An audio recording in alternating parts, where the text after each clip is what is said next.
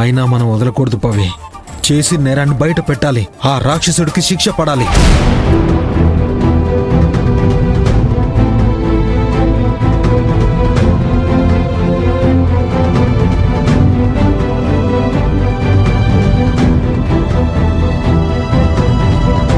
ఏం ఆలోచిస్తున్నావు పవి?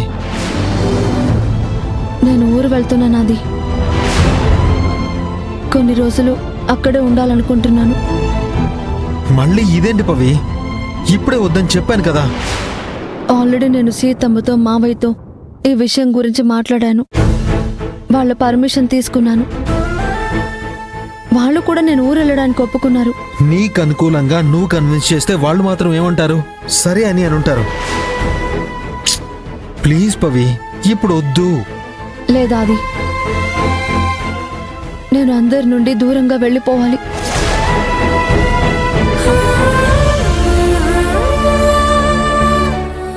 ఏమన్నావు?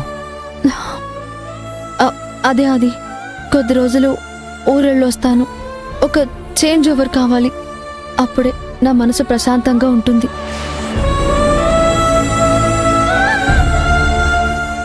నీకు నచ్చింది నువ్వు చేయాలనుకున్నప్పుడు నా పర్మిషన్ దేనికి? తప్పట్లేదు అది.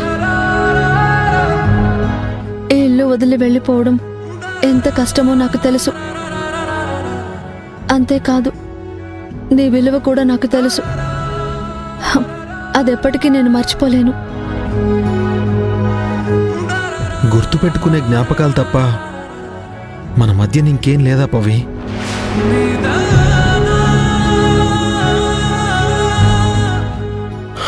నీ మనసులో నాకంటూ ఏ స్థానం లేదా? మనిద్దరం మంచి ఫ్రెండ్స్. నిన్ను మించిన ఫ్రెండ్ నాకెన్ని జన్మలెత్తినా దొరకడు.